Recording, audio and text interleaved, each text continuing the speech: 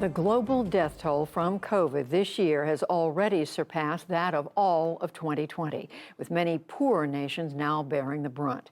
Still, here at home, families continue to lose loved ones to this pandemic. We pause now to remember some of them. Adam Frum inspired and encouraged his students as a teacher at a Jewish day school in Davie, Florida. His father said he always wanted to help others. 34 years old, Adam had a young son of his own, whom he loved dearly. Adam's school established a $100,000 scholarship in his honor, a reflection of the lives he touched.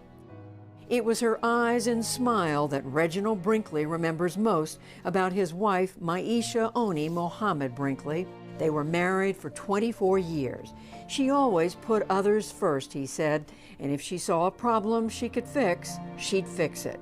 She became a respiratory therapist to help her daughter, who struggled with asthma, and spent her final months caring for COVID patients in Dallas.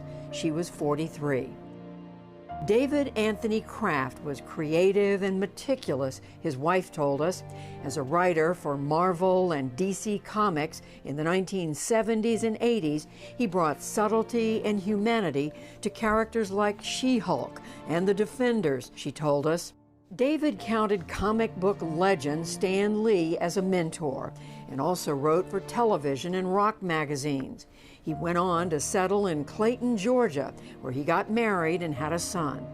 David worked on his latest project, a comic book series about a 16th century Korean admiral, up until 2 days before he died. He was 68.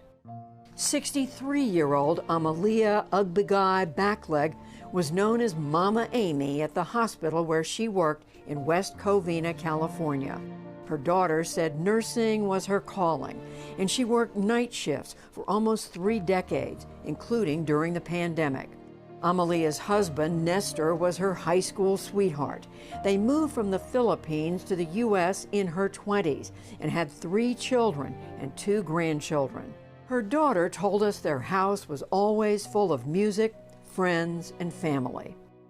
Greg Houskey had a gift for connecting with middle schoolers, his daughter told us. He taught physical education and health, coached sports, and volunteered at Wilson Middle School in Yakima, Washington for 20 years. Greg was also the biggest cheerleader for his 5 children, on and off the field, family said. He loved spending time outdoors, Santa, especially skiing with his wife, Rosie. He was 49. And we thank family members for sharing these stories with us. Our hearts go out to you as they do to everyone who's lost a loved one in this pandemic.